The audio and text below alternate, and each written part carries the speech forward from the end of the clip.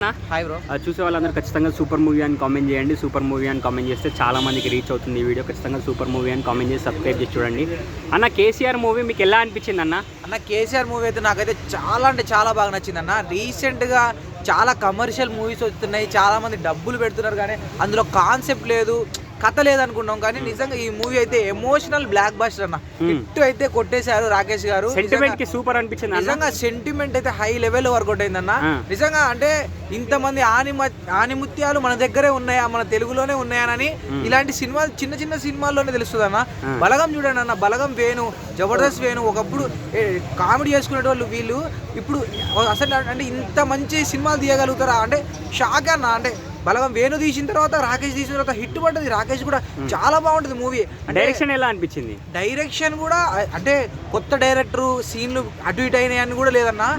ఓ మంచిగా ఉందన్న, ఎక్కడ కూడా బోర్ కొట్టదు. ఇంకొకటి యాక్టింగ్ అన్న, అంటే ఎప్పటి నుంచో యాక్టింగ్ ఫీల్డ్ లో ఉండడం వల్ల అసలు యాక్టింగ్ కూడా కొత్త యాక్టర్ కొత్త పర్సన్ యాక్టింగ్ చేసినట్టు లేదు. జస్ట్ 10 నిమిషాల్లో సీన్ లోకి వెళ్ళిపోతాం అన్న, అంత ఎమోషనల్ గా ఉంది. సో చాలా బాగుంది. పల్లెటూరు వాతావరణం, పల్లెటూరి వాతావరణం అంటే పీస్ అనిపించింది అన్న సినిమా చూసిన తర్వాత. అంటే ప్రశాంత వాతావరణం జరిగింది. ఎందుకంటే రిచ్ మూవీలు, రిచ్ కార్లు, ఆ పాష్ లైఫ్ ఇదే చూపిస్తారు, కానీ ప్రశాంతంగా అనిపించింది అన్న. సినిమా కూడా బాగుందన్న. అంటే బీజిఎం కూడా వెనక బీజిఎం పల్లెటూరి సాంగ్స్ వస్తున్నప్పుడు మస్తు ఫీల్ వచ్చిందన్న. బీజిఎం కూడా బాగా కొట్టారు, పల్లెటూరి మ్యూజిక్ కొట్టారు. సో ఒక్కసారికి మన సొంత ఊరుకు వెళ్ళిపోయిన ఫీలింగ్ వచ్చింది.